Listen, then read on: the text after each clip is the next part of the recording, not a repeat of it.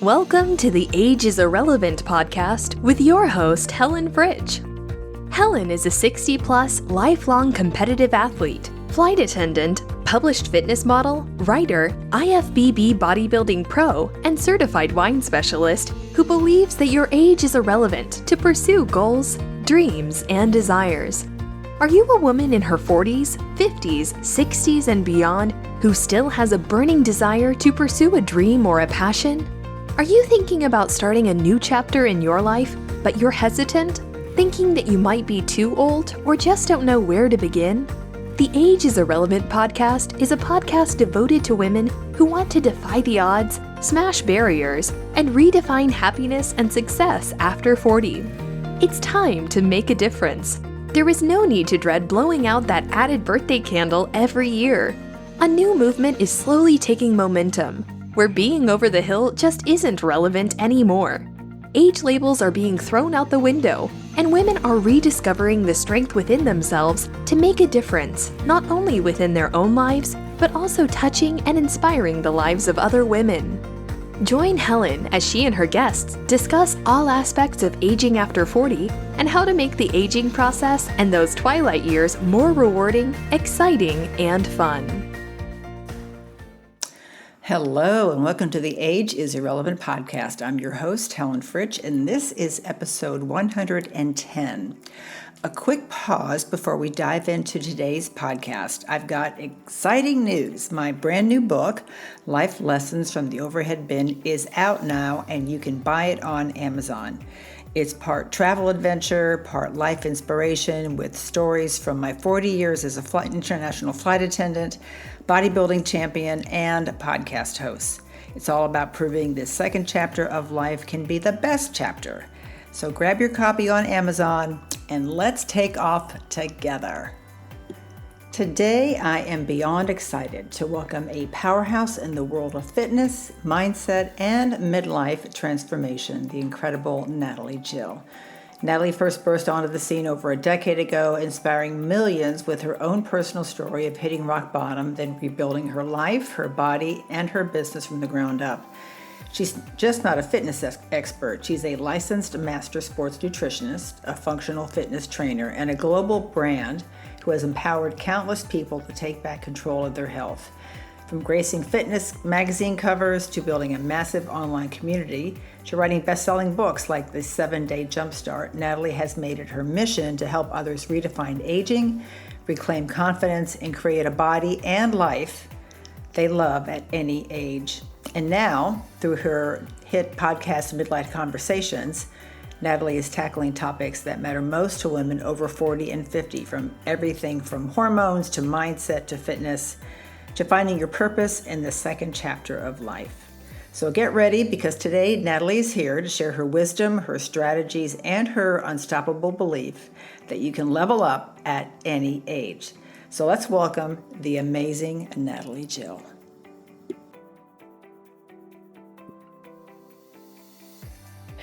Today's guest is a true powerhouse of purpose and perseverance. I am interviewing fitness icon Natalie Jill, a globally recognized fitness influencer.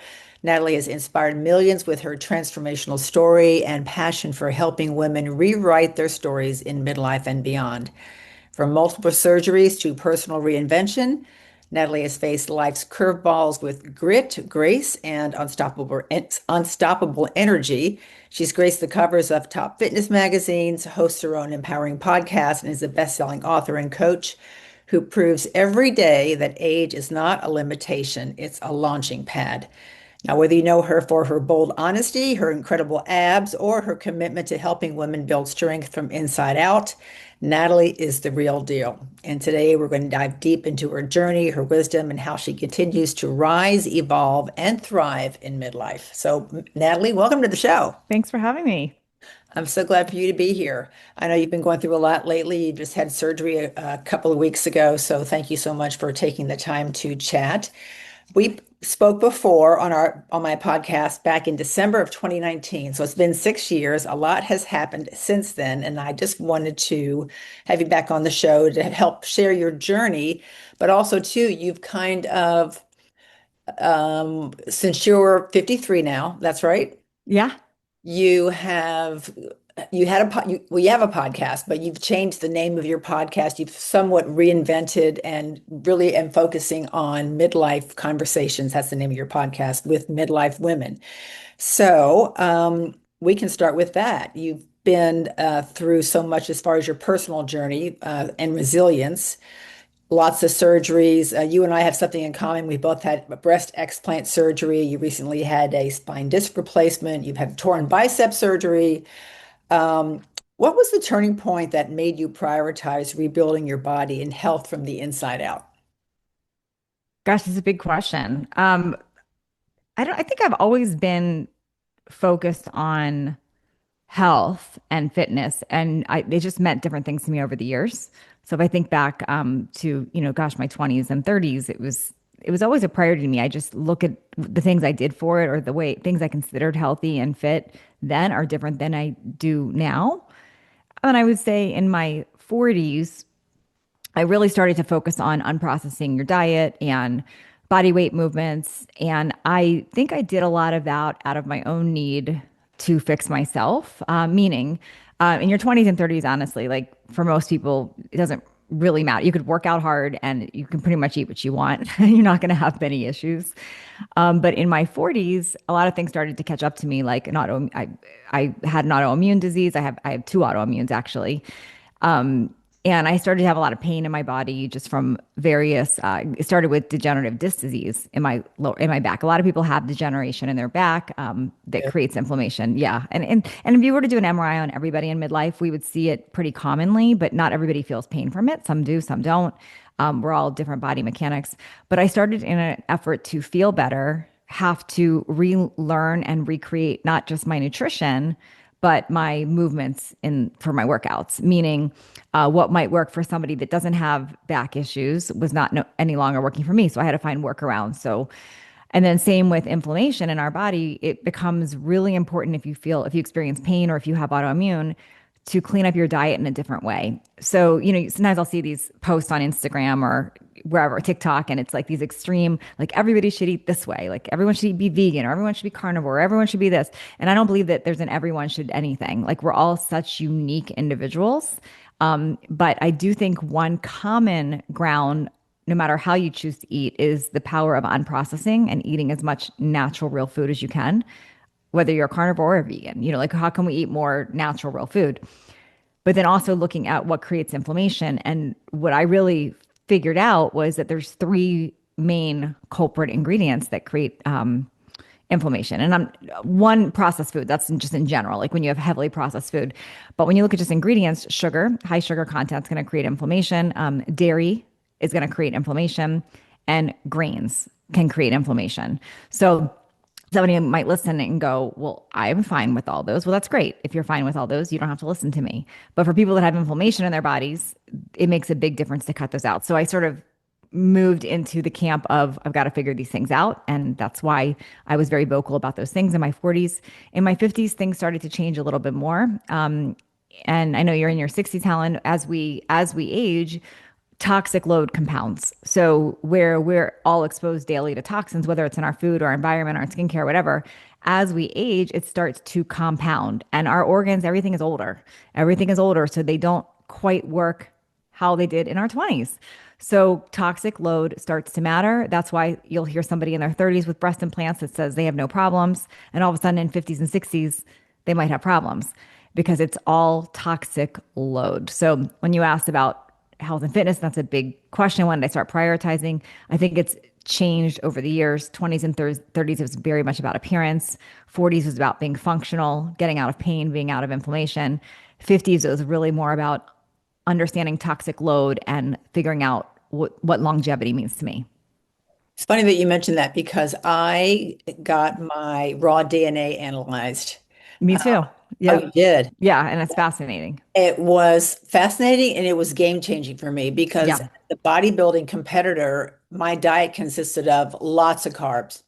Hmm. And my DNA expert said, carbs are not your friend. And he Yeah. said, you need to be He goes, and I'm not saying completely cut out carbs, but he goes, but just really dial back. And it's amazing to me because I had blood work done a month later after I really made a big effort Yeah. to dial back. And I couldn't believe how much better my blood was, my Mhm. glucose level, everything. So I thought there's so many people out there who, if they were able to take a test like that to see, because just like you said, everybody's individual and unique to their own specific Yeah. bodily needs. So it was fascinating and such a big game changer for me. So I'm glad you feel the same way because I just can't say enough great things about this whole scenario that I went through. So. Yeah. So ever since I've talked to you last, you've had lots of surgeries and Yeah. surgeries like your torn bicep, your back a few weeks ago. You decided to get your breasts explanted. Yeah. Um, how did those surgeries shape the way that you now approach fitness, aging, and recovery? Well, gosh, I was just counting the other day. In fact, I just did a solo episode about my 14 surgeries, and I might have missed some, but I've had at least 14 surgeries, and some of them are cosmetic, so I'll talk about that first, and some of them were necessary and mostly related to my back, and I'll explain what that means. So when it comes to cosmetic, when I was 15 years old, I literally had rhinoplasty, so that kind of started my journey into plastic surgery. I mean, that was literally at 15 years old. I didn't like my nose. And I had the types of parents that were very enrolled in what was popular in the 70s and 80s and beauty standards. And when I said I don't like my nose, it was like, okay, let's get a nose job. It was like not an issue. So I didn't think much of it. So I had that done at 15. And then when I was 19, I was flat chested, as I'll call it, and I was super self-conscious about it. And I wanted a boob job. Like that's what I wanted at age 19.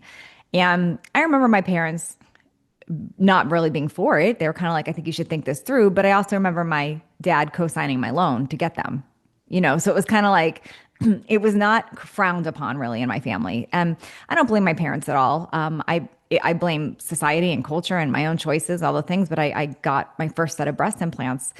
What I didn't know at age 19 is that would mean 5 sets over 32, 33 years and ultimately an explant. And let me explain where this ties into injuries and back and all the things. When I had my first set at 19, they were silicone and they ruptured in my early 20s. One of them ruptured. I didn't know it had ruptured. What happened was one of them became super hard, like a rock, and it was a capsular contracture. My left one it felt very natural and real. And I remember going to plastic surgeon after plastic surgeon, like, why does this one so hard and this one feels so real? These were not, it was not talked about ruptures and silicone dangers and all that at the time. So we decided to go back into surgery to have them replace with the idea of I'm going to replace the saline because at this time silicone had become illegal and taken off the market. And they were going to fix the capsular contracture and put in saline. I woke up from that surgery learning that the reason the left one felt so natural is it had ruptured and I had silicone all over my body. Now, right now, if you were to think you have a rupture, they would do some imaging, whether it's a mammogram or MRI, breast MRI, or you can see, or even an breast ultrasound. You can see the rupture before going in, and they would take very clear precaution to not break the capsule, so it'd all be contained. The kind of rupture I had was not contained because they didn't do a mammogram, they didn't do an MRI. So when they went to do the incision, silicone spilled out everywhere. Although I still have silicone to this day in my lymph nodes, like from that time in my early 20s. So it is my belief that my autoimmune was triggered from that, because it's about the time where I started having issues and I was first learning that I was celiac. So if you know much about autoimmune, it takes a trigger for autoimmune to happen. So there's a lot of reasons we get autoimmune. Number one, you have to have the gene, the DNA, to be able to even get an autoimmune. Two, you have to have poor gut health. And if you have leaky gut or poor gut, you are very likely to be susceptible. And then three, you have to have trauma or stress that happens, whether that's in your body or in your life. And then that's the trifecta that creates an autoimmune, right? So I got my first autoimmune at that point. Now, why is this relevant to everything else? I'm going to explain. So I had replaced to the saline and I kept getting capsular contracture. So over the years, over 32, 33 years, I replaced my implants 5 times. Like it was so when I look back now, I feel so dumb. Like, why would I have kept replacing them? Like, it never occurred to me, just take them out. Maybe your body doesn't want them. Side note, when you get capsular contracture, it's your body literally trying to force it out of you. When you have capsular contracture, it's your body saying, this does not belong here. Let's try to squeeze it out of your body. It's creating scar tissue to try to get it out of your body. And what we're doing is saying, oh no, I'll just keep having a surgery and fix it. Or I'll take this pill, this allergy pill to maybe hopefully not get it. Or I'll create a new pocket to like force your body not to get it. Right. So essentially my last implant surgery, my surgeon did that. She said, you know what? You keep getting capsular contracture. Let's do this. Let's close up that capsule, clean it up. We're going to create a whole new pocket on top of your muscle. You'll never get capsular contracture. Great. I never got capsular contracture from that final set, but I sure had a lot of other problems. I gained 20 pounds. I got a second autoimmune. My pain flared up every which way. So I would have never connected it and said, this is my implants. I just thought it's midlife, it's whatever, everything else but that, right? So when I learned that I had another rupture on the final set, I had the gummy bears that were never supposed to rupture. Never supposed to rupture. I learned that they were ruptured. I found out on an MRI. I will not know till this day if either the MRI ruptured it because smushing it, or if my infrared sauna use, because there's a whole bunch there when you go in infrared sauna when you have a foreign object in your body like that. I don't know. But whatever reason, it broke down. I'm happy to send you a picture to include in here if you want to see. But it completely broke down. When I went to go replace it again, my surgeon, Dr. Richard Brown, who is amazing, when I went to him, he was the first one that said to me, I think you should take them out. And I was like, thought he was crazy. I'm like, what do you mean take them out? He's like, you've had 5 sets. You have take them out. You can always put them back in, take them out. I took them out and I could not believe what changed in my health. Like it was wild how, instantly feeling different. I'm 20 pounds and I was not obese or not anything, 20 pounds lighter in the year that followed. Inflammation, my body went back to how it was before I had that final set. It's wild. So that's a big part of those surgeries, right? So 5 implant sets, an explant. So that's a lot of them. So let's talk about my back and where all this is connected here. Well, aside from that, I'm putting my body through trauma, right? Every time you do a surgery, you've got more trauma. So here I've got 2 autoimmunes, these implants that don't belong, all these things, trifecta, and I've got degenerative disc disease, like a lot of people do. Your body can only handle so much. It's like carrying a bucket of stuff, right? You have a bucket of water, you can only put so much water in, then everything else is going to fall out and make a mess of your body. So this is kind of what I was operating with. Like that's my system. You've had 5 implants, you got all this stuff, and I've got degenerative disc disease. And according to my DNA, as you just did your DNA too, I am a driver. I am the type of person, I'm a warrior. I will push my body in places that other people won't. I will push past pain. I won't I don't shut off logically with maybe I shouldn't do that. Like it's just, I'm missing that in my DNA, literally. So back to my back, I had back issues. I learned functional training to get around it. And what happened was if you have degenerative disc, you tend to get bulging and slipping disc. So degenerative disc disease, your spine is compressing. It squeezes picture like a jelly donut. If you were to put pressure on the jelly donut, the jelly will poke in and out all over the place, right? That's a slip disc or a bulging disc, which creates a lot of pain when that happens. So when you have a bulging or slip disc, you have options. You can learn to manage it when it happens. You can learn to figure out what things might trigger it, right? Or you can have something called a microdiscectomy where it removes the piece that's ruptured, but you're still kind of gambling. It could happen again. Well, with mine, I chose to kind of ignore it and learn exercises, work around. And every, once a month I'd have this oh, my back hurts and kind of learn that. Well, I was on set doing 9 hours. Again, goes back to DNA. Why was I doing 9 hours of stuff with not a great back? Jumping, things that I knew were not good for my back. And I ruptured my disc. So it didn't just push out, it ruptured out. This is 8 years ago. So my disc ruptures out, and if you have a massive disc bulge or disc rupture, it can create something called foot drop, which means it wrapped around my spinal cord, it wrapped around the nerves on my right leg from my piriformis down. It was affecting my piriformis down, and my right leg stopped working normal. So it was like a delayed, dragging my foot could not lift my leg, couldn't walk normal. So it became pretty severe and it required an emergency surgery. And when that happens, the emergency surgery I had was something called laser endoscopic. Laser endoscopic is a minimal invasive way they can remove either a disc bulge or a disc rupture. But you go in very minimal through your back, like little laser cut, remove the stuff. They don't fuse it. They don't put a disc replacement in. You're good. And I loved that surgery. Why? Because I literally within 2 days was back doing pull-ups. Like it's like miracle. Like, right? Pain's gone. It doesn't fix the problem though. Because now no disc in my back, collapsed degenerative disease. So if you picture that jelly donut, you take the jelly out, you might not feel pain, but over time, what happens is that's going to start to close up that compression. Okay, so that being said, 8 years of this. Go back to that original story about that rupture. When your disc ruptured, when my disc ruptured, it created this delay on my right side, right brain, right side, all the way down the right, where I have like a half a second delay. Your spine, your nerves, your brain are all very intimately connected, very connected. So it created this slower delay, meaning if you and I are walking together, Helen, when my brain thinks I'm taking a step, there's a slight half second delay from when my foot is actually hitting the ground and when my brain thinks it's hitting the ground. Okay. All those injuries I got, my torn bicep, my broken foot, my toe, all on my right side, all because of that. So I didn't understand this for years. I mean, this has taken me a long time to connect the dots, but all those injuries, like bicep, all the things, like my husband till this day is like, I don't understand how you tore your bicep. Like we're all grabbing, we're grabbing the same thing. That's why.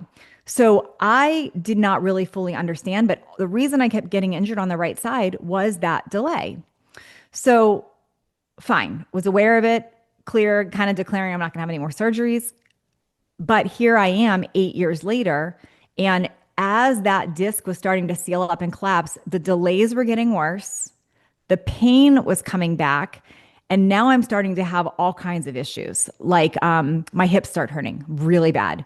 My back is hurting again. My nerves in my arms are feeling weird. My right leg, sciatica again. Just lots of like weird things. And then the weirdest symptom was my left eye started getting blurry. Like, and I was like, I didn't know any of this was going together, right?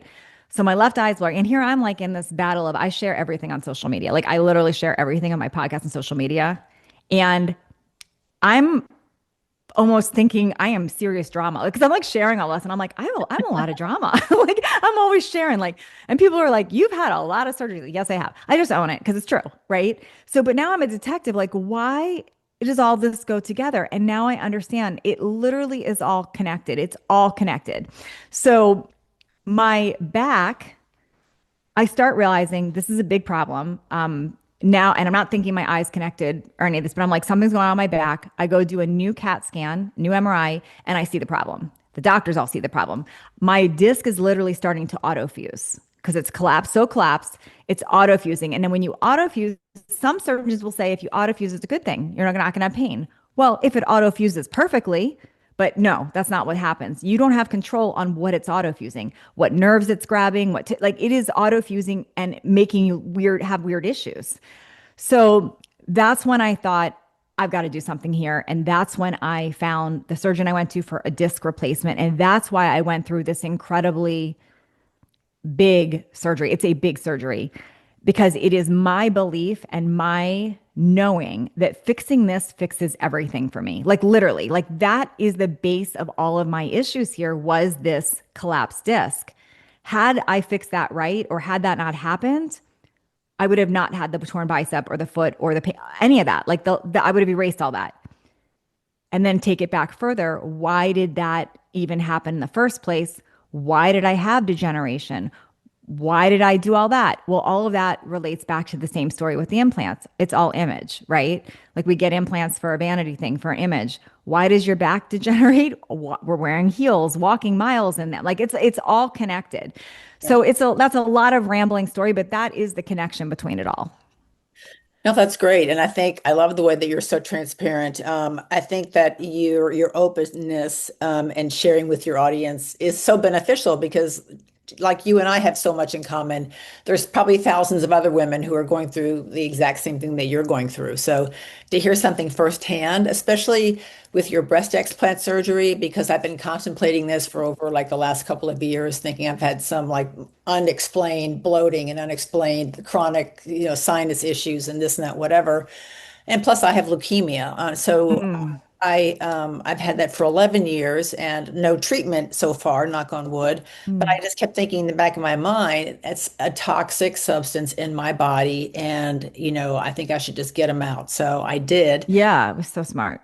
Unfortunately, and then I moved to Scottsdale 5 years ago, and the house I was living in, I was diagnosed with mold last Hmm. August, and come to find out that house, it was like a little 1960s house. A lot of those are Yeah.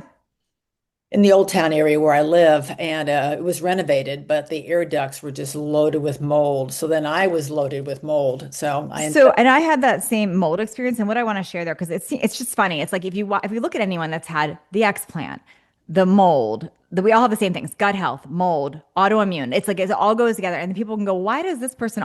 The reason is it's literally all connected. So we could live in a house with mold, you and I, Helen, and two other people can live in that same house and never know they had mold, never have any issues. The reason we know is because we already are compromised from the other things. So we're more sensitive and now we're testing, we're figuring it out. That's the connection. It's not that we just happen to find the drama there. When you have one of these things, it's like it leads to these other things. There is a commonality. People that have explants had mold, had gut health. It's like, it's literally, that's why. no, and I agree with you because when I had my explant surgery done, then I've been on this protocol, this mold protocol, and I just got retested mycotoxin test, and the results came back, and the mold is gone. That's great. And so I thought, is the mold gone because my implants are gone? Hmm. I mean, Hmm. they tested the implants, everything looked fine, breast tissue looked great, but in the back of my mind, I'm thinking, I bet you. Well, Well, what happens, I believe, and I'm certainly not a doctor, but what I believe is it's the toxic load bucket, right? So your body can only handle and process a certain amount of toxins. So if you're exposed to mold and you're healthy and you don't have an autoimmune and you don't have the implants in and you don't have inflammation, your body just it processes it. It gets through you. But when you're already navigating the leukemia, like you said, and you're navigating the breast implant, like you're navigating all this stuff, there's no room. So now you're exposed to mold, and where is that going? No, you're 1,000% correct. So anyway, that's one, positive. I'm thinking, okay, well, that's good. Some of the other issues I've had still haven't gone away, but I've had my implants for 20 years. And so it's going to take probably a couple of years for my body to detox. Let me ask you this, as far as that goes, as far as body image with your implants, I'm still trying to wrap my head around this new look and I have to buy new clothes. I mean, where are you in that stage? I could care less and I'm embracing it. Like I like being not having anything. Like it's weird, but I'm like I kind of it's like I'm proud to not have them now. Like I don't need them. I've come full circle. Like I don't care. And it is weird. Like your clothes fit different and stuff, but whatever. I'll wear a padded bra if I want to, or I'll put an insert in if I feel like it. But I don't care. Like I'll wear little sports bras with nothing. I'll wear a t-shirt without anything. I don't care. So something changed in me when I got rid of them. It was like I changed my identity around that. Oh, that's good. Good to hear. Good to hear. Let's talk about strength training and muscle for women in midlife. Um, you changed the name of your podcast to Mhm. Midlife Conversations. I know why you did that, but explain to the audience why you did that. Yeah, well, because I'm not the same person that started the original podcast. The original podcast was more for fun. I wanted to understand. I used to call it leveling up, and then it was listen up, and then it became midlife conversations. And I used to just out of a hobby and interest, I wanted to interview people on how they created everything from nothing. Like that was just a fun project. Then as I started really getting more back into my health journey and wanting to understand, I started midlife conversations initially for myself. I just wanted to interview and understand all these things I'm curious about, like hormones and gut and mold and implant, like everything in midlife. So I started it really for my own knowledge initially, and it became therapy and coaching for me. but people really enjoyed it and followed along. So now I'm very committed to what can I learn and teach other midlife women, and how I like sharing information. And I like it as a conversation because I certainly don't know anything. I'm the girl with the mic. I'll share my experiences and what I've learned. I just happen to be a really good health detective, but I love bringing on other experts to learn from them. No, and I'm happy. I love your podcast too, and I've learned a lot also from your podcast and all your guests. So I greatly appreciate that. Um, so talking about strength training and muscle for women in midlife, I know you're a huge proponent of that. I am too. Mhm. Why is building muscle especially important for women in midlife? Well, I've had enough health scares, setbacks, surgeries, injuries as you have to know the only thing we can really count on is ourselves. Like that's our only insurance policy, it's ourselves. Everything else can change. Like you can think you have the most secure whatever, and that can go away with a snap. The stronger we are, the bigger our insurance policy is for taking care of ourselves. Even if the unforeseen happened, even if you had a horrible, debilitating accident or pain, like the stronger you are, the more likely you are to recover. The stronger you are, the more able you are to take care of yourself. It's an insurance policy. So take it away from vanity. I want to be able to carry things and lift things and move and run away or whatever. Like to me, not being able to lift your own body weight is a danger for women. We should all be able to do a pull up. Give me a break if you say you can't. Work on it. Mhm. You, to save your life, you have to be able to lift your own body weight. Well, that's true. That's very true. Yeah. That's You very know, true. as a flight attendant, God Yeah. forbid something happens, you got to help people escape. Who's going to make it? hmm You're right. And I see so many people, I mean, average America, comes on the airplane and everybody's, overweight. It's really, and, Yep. I'm working a 5 a.m. flight and they're having their Coke and their bag of Yeah. breakfast. So, So it's like it might not matter now to people, but to me, it's an insurance policy. And I'll tell you, like this surgery I went through just now with my disc replacement really humbled me. I was not expecting the recovery to be like this. I usually bounce right back on recoveries. I'm like the girl that's like, this humbled me. I had not experienced pain like this ever. I didn't was not prepared for that. And the reason mine was so painful is because I was so severely collapsed and starting to autofuse. They had to create that space, which adjusted my whole spine 3/4 of an inch.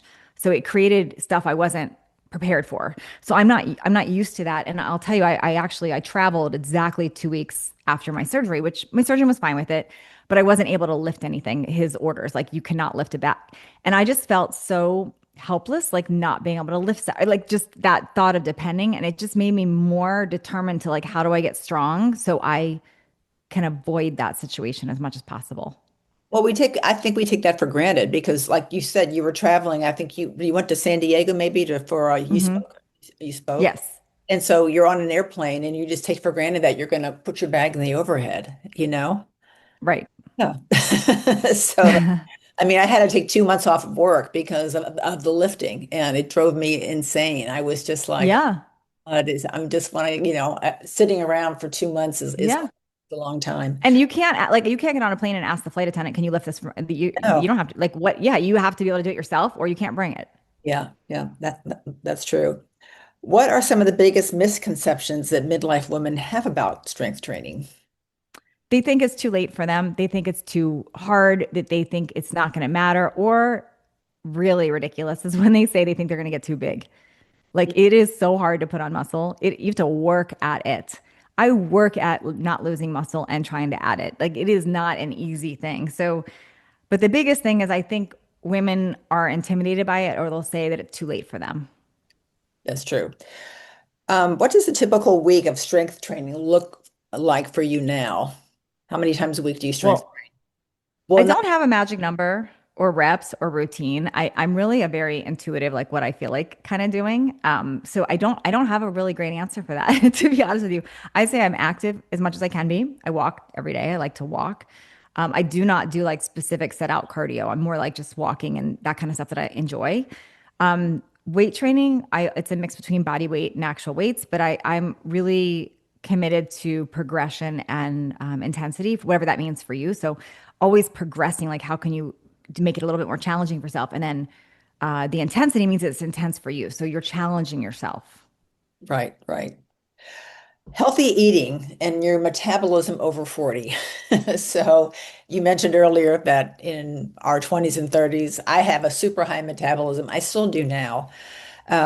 We could eat whatever we want. Now it's gone down a little bit, but I have to be really careful because I get really nervous when I don't eat. And I normally eat four or Yeah. five times a day. And then when I go on vacation, I either come back as at the same weight or I've lost weight because, I'm only eating Mhm. 3 meals a day. And Yeah.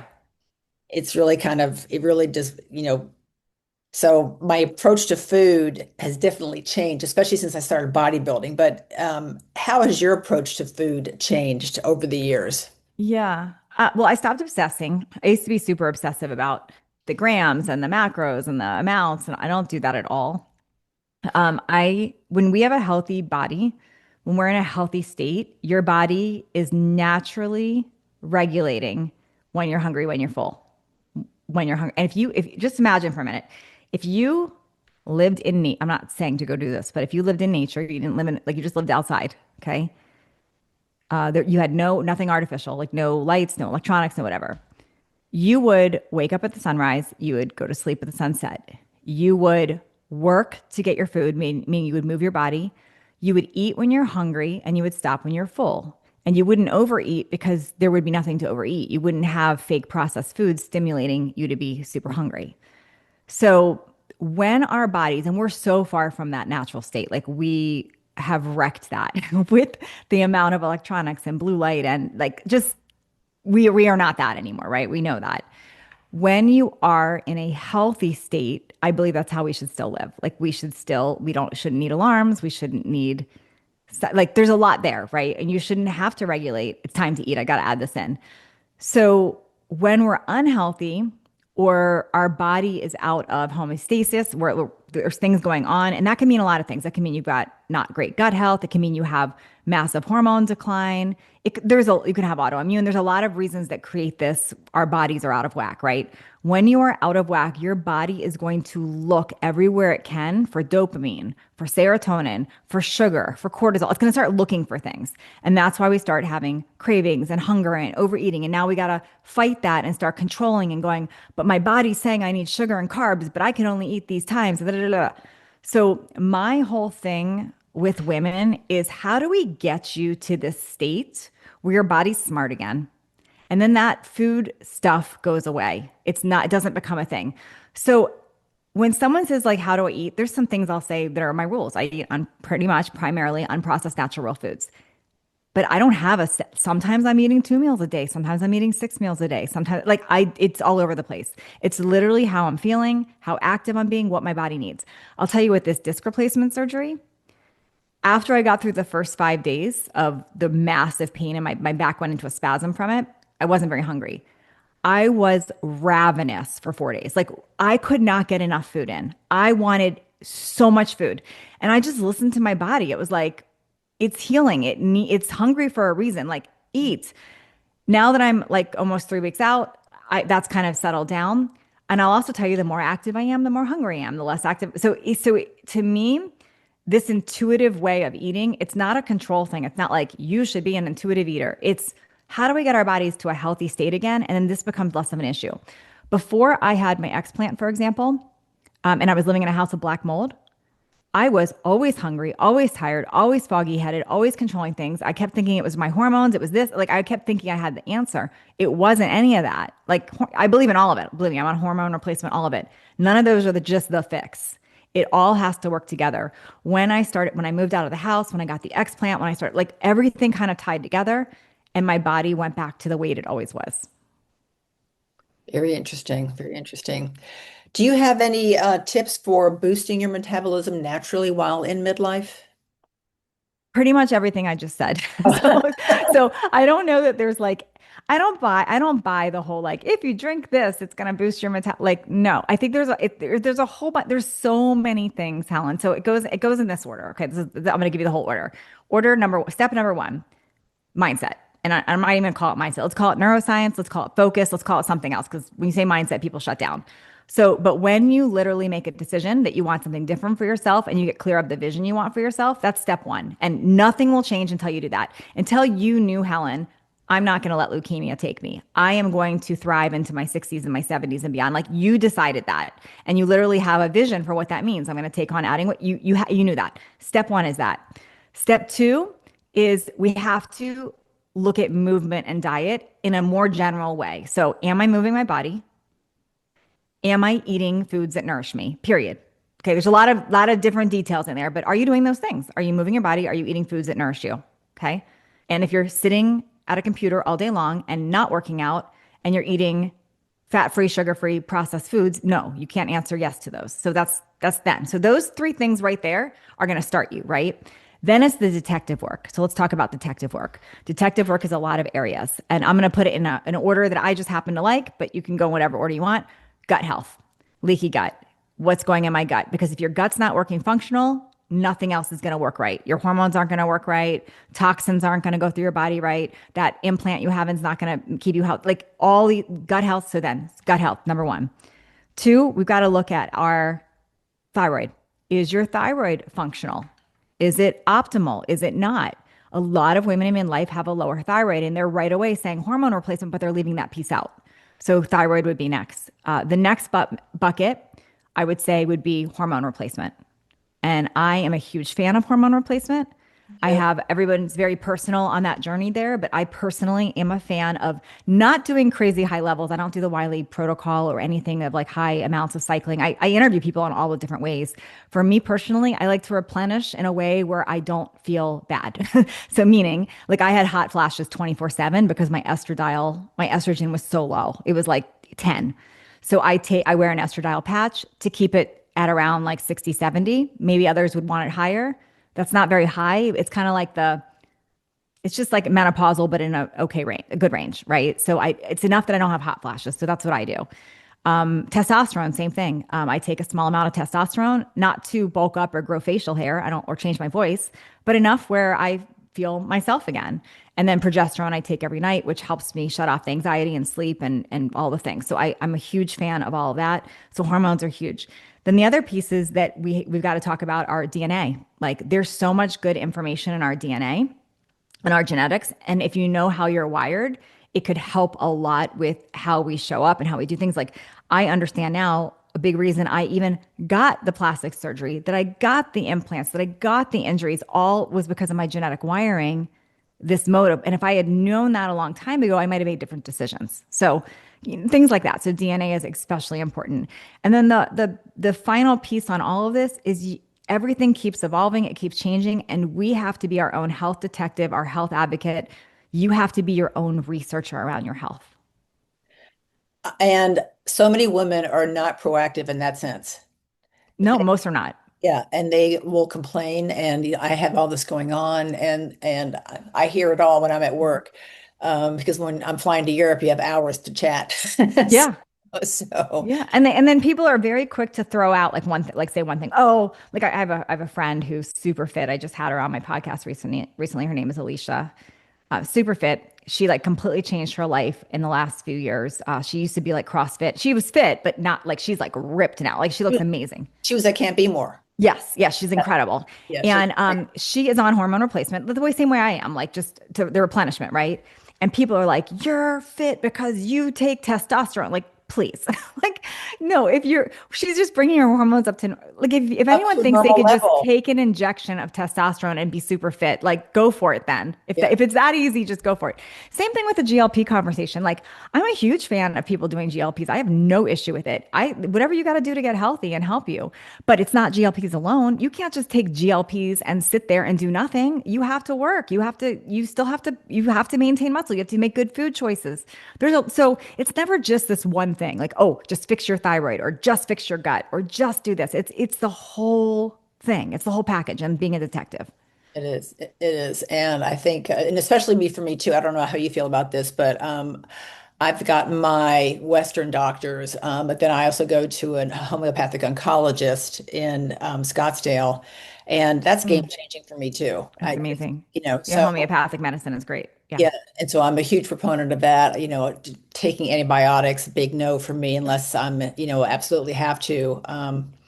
Just because of gut health. I've learned so much about gut health over the years, and I think a lot of women in that respect also too aren't very well versed in what gut health is and how No. your gut has 80% of your immune system, resides in your gut. So, And homeopathic that you mentioned, that's energy. Like homeopathic medicine literally is energy. So I even lump that into that same neuroscience conversation or that same focus or mindset piece because it's energy that helps shift you.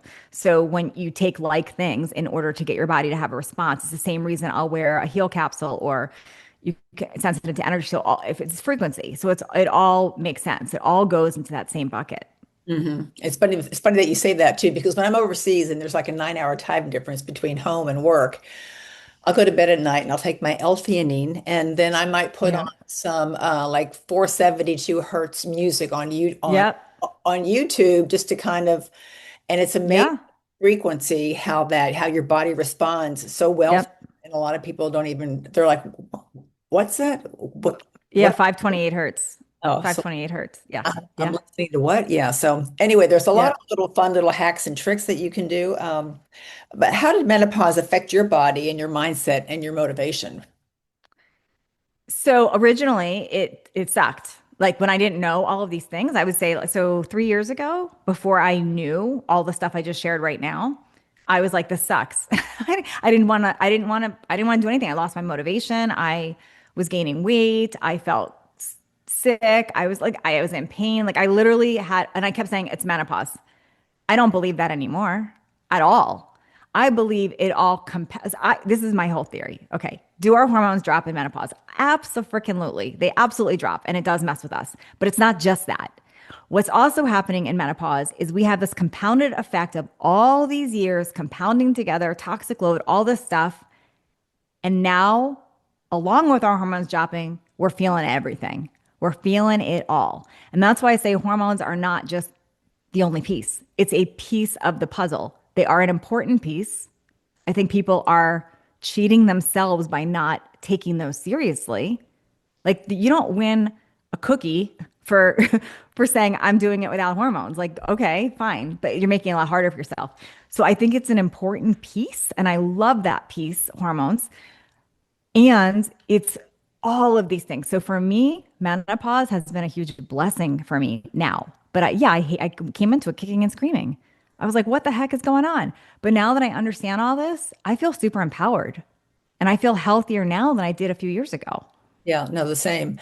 I I think I went through menopause around 56 Mhm. and, the hot flashes and all that mess. And I started hormone therapy. And then I was weaned off hormones as I was Mhm. approaching 60. And then I Mm, won my IFBB Pro card on my 60th birthday. And I'm competing in these pro shows and yeah. I'm working my butt off in the gym and I'm not putting on any muscle. So I'm Mhm. like, I need to go back on HRT. So Yeah. my OBGYN, who I'd been going to for 15 years, and we did a hormone panel, and she's like, well, this is where you're supposed to be. And everything was zero across the board. And I said, but I compete and I would like to get on some testosterone. And I said, and I've got a little bit of belly, bloating, and that might be due to lack of estrogen. And she said, I'm not giving you any hormone therapy. And if you have an issue with your stomach, try cool sculpting. Oh gosh. So you found a new doctor, I hope. I literally just walked up and walked out and never went back. Good. So I've been on hormone therapy, ever since, Yeah. age 60, and it's been fabulous and wonderful. And, the testosterone is helping, but it's helping my skin and my hair and my nails and, my libido, everything. So, well, I mean, it's It just, it helps us turn the lights. The way I describe it is it helps you turn the lights back on so you can now focus on all these other things. Because when you don't have that and you feel down and you're not feeling motivated, now you don't even want to look at those other things. Mhm. And my original OBGYN was telling me, I'm not going to do this because of your leukemia. I'm not putting you back on. I said, but there's been so much research that that's not the case anymore. I mean, They and don't, yeah. she wouldn't listen to me. And I still see people, HRT causes cancer. No. So here's what I want to say about that. I want to share something about that. And I respect somebody that does not want to do them because of that, but here's what I want people to hear. The reason sometimes it can create an issue with people is when we're in perimenopause and before perimenopause, you have a cycle every month. So every month, your body has this natural detox of getting a period and getting out excess estrogens. Okay, so you're getting out excess estrogens, and I want to share this because this is a piece that I think is missing from a lot of the conversation. Like you interview doctors and they'll say, "Oh, the Women's Health Initiative was flawed," or that's not true. It doesn't cause cancer. But there is this piece that I want. It's really important. If you do have the kind of DNA where your body does not eliminate excess estrogens effectively, like it doesn't know how to, through detoxification, eliminate it effectively. If you don't have a period, how is your body going to eliminate it? And it will start storing in fat and tissue. So why do I bring that up? If you are unhealthy, you're eating a highly processed food diet, you have unmanaged autoimmunes, you're living in mold, you have those implants, you have all these other toxic things going on, and you're doing hormone replacement therapy, especially estrogen, and you have the genetics where your detox natural pathways, it's not eliminating the estrogen, and now you don't have a period, you could have a problem. So what's the answer there? The answer is not necessarily stay away from hormones. I mean, you could. The answer I chose for me, because I have that bad detox pathway, is if I don't have a period anymore and I have that genetic and I know I cleaned up all the molds and all these other things, how do I assure that my body eliminates excess used up estrogen effectively if I'm on a small amount of estradiol replacement? And it's easy. You eat broccoli sprouts, which helps you eliminate. You can take DIM, which I don't do every day. It would drop it too low. But once a week I do DIM. Calcium deglutarate will also help. So there's other ways to clear those pathways. But it is true that if you are toxic, you have all these other things going on, and you don't have the right DNA pathways for this, and you're not eliminating, it could create a cancer problem. So I just want to say that because I think that conversation, that part of the conversation is missed too much. No, I think you're right. And I think women out there and stuff. I actually made a comment on somebody's post or something, and then there was like this big long diatribe about stuff. Well, the so-so had, got cancer and she has breast cancer and she was on HRT. And so you're right. I mean, But all those things might have been in place. but all those Yeah. things might have been in place, and we don't know who these people are and what their everyday They're lifestyle. eating, how they're moving, what's their light. Like there's so many questions. But I didn't want to dismiss it because there's a reason. So like I have a friend, she had breast cancer, estrogen positive. She understands all of this. She does not have the great detox pathways. And so she's made a decision. She's not going to go on it. That's great for her. She's found other ways to boost things. So, and that I think it's just about making an educated choice on your own research of what's right for you. Mhm. I agree. Let's talk about mindset and motivation. How important is mindset in transforming your body, especially after 40? It's everything. If you can't believe that it's possible for you, there's nothing you're going to do that's going to transform your body. That's true. Cut and dry. That's very true. Daily routines or rituals that help you stay motivated or grounded. I'm not a daily, like I do the same exact thing every day. I always laugh at my husband. He's very routine. I can say his to the hour, to the minute, like day by day, what he's going to be doing. He's just wired that way. I am not. I'm more of a like free spirit. I like creativity. I like new things. So I don't have a routine. I have certain non-negotiables, but they happen at different times. So I like to be outside. I like to walk. I like to drink a lot of water. I like to eat nourishing foods. I like to have great conversations, whether that's me interviewing somebody or me being interviewed or me having a conversation with a friend. I like to have connection, and conversation. Connection is very important to me. Um, that would be it, really. Those Okay. are my main thing. And sleep, getting good sleep. Oh yeah, that's primo for me too. As far as coaching, when you have women who are stuck in a cycle of self-doubt or defeat, Mhm. how do you help them with that? I ask them to make a new decision. So there's a whole process there, but we are always one decision away from a very new experience. So when somebody is super stuck and they are in a funk, and honestly, I was literally there these last 2 weeks before I shifted.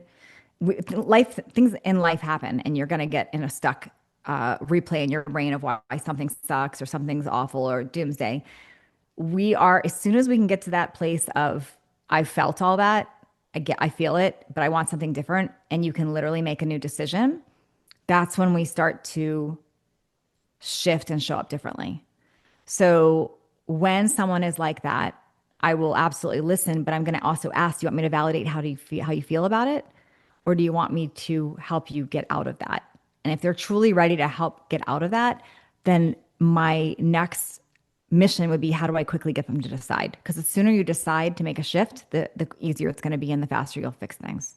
You're right. And it's kind of like flipping a switch. I mean, I know Mhm. for me, it's like when I'm getting ready to do a contest prep or something, it's just like the switch goes on and then it's just like, okay, it's like, and nobody can Yeah. flip that switch until I'm ready. So, what do you love most about working with women in midlife? I love seeing the light bulb moment come together for them. So usually women get to me and they've tried everything. They've been bought into all the marketing of all this hype and these different things. It's like all over the place.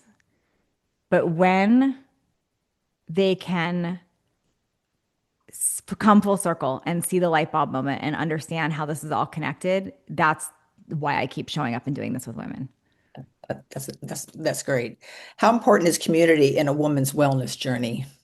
It's critical. When we isolate, we die. Like it's community is everything. Having that connection, having community, having people to share, having people to talk with, it's a big part of that journey.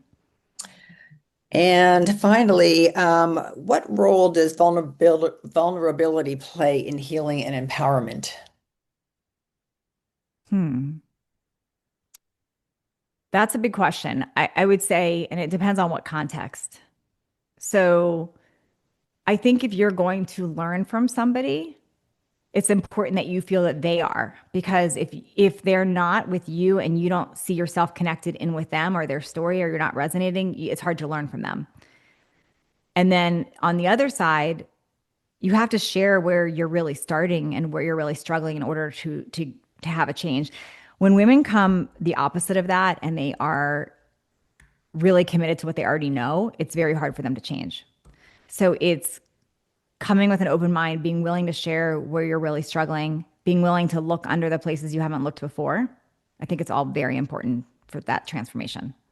Yeah. And final question, what's your best advice for women who feel like it's too late to get healthy, strong, or start a new chapter? You're right if you think that. That is awesome. That is awesome. I love that. I absolutely love that. If people want to find you, follow you, work with you, give me all the details. I would love that. So my podcast is Midlife Conversations, and I would love you listening there, because I we share a lot of these conversations on a deeper level there. If you want to go deep with me and like really transform over 8 weeks, like learn all these pillars that we've been talking about, then I would say go to totalbodythrive.com. Like it's just totalbodythrive.com, and like jump all in, just go and be in there, and you learn all this and you will come out a different person. So that would be there. And then do you want to follow me on social? I'm Natalie Jill Fit everywhere. Okay, awesome. Well, an hour has flown by and it's been a great conversation. Thank you so much for joining me today. I greatly appreciate all your time, especially since you're going through everything that you've gone through in the last couple of weeks. I've told you this before. You're like this iconic. What was the term I used? I sent you a note, and I just was like your resilience and your bounce back. I mean, everything that you go through. I was so shocked, especially like the day after your surgeries, you're, sharing, how you're feeling, what you're going through. I just was like, wow, that's absolutely incredible. So, more power to you. Thanks, Ellen. I know you were having some adjustments with the heat in San Diego. I mean, it's in Phoenix. Are you adjusting? Yes, I've adjusted a lot. Yeah, thank you. That's good. That's another decision. Yep. Yeah, that's I know. I mean, I love it out there. It's a little warm this time of year, but we thrive when it's from October to April. So I guess Yeah. that's even better. All right. Well, have a wonderful afternoon, and thank you again for joining. Thanks, Helen.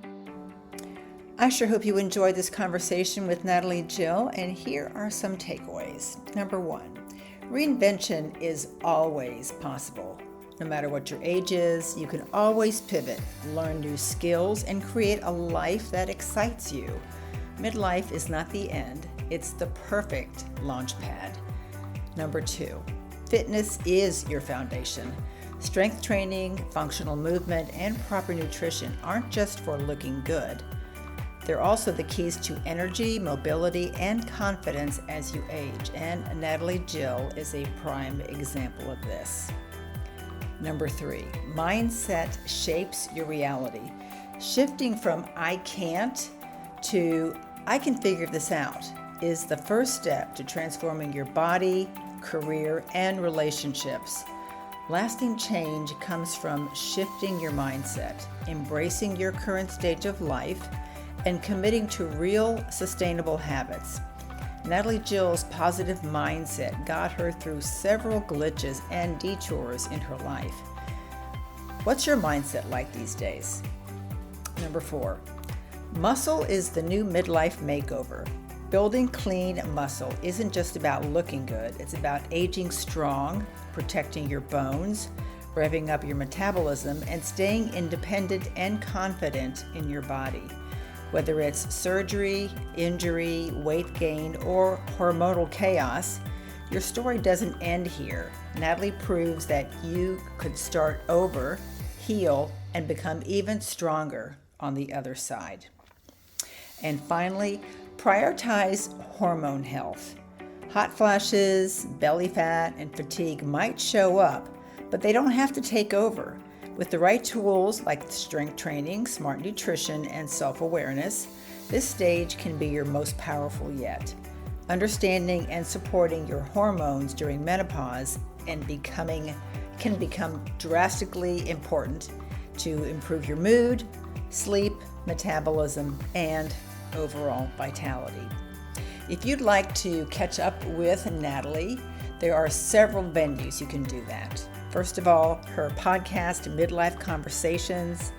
It's fantastic. I listen to it every week. She has amazing guests and topics that midlife women are definitely interested in. And you can find that on Apple Podcasts, Spotify, or wherever podcast app that you listen to. She also has several books like 7-Day Jumpstart and Aging in Reverse. You can find those books on Amazon.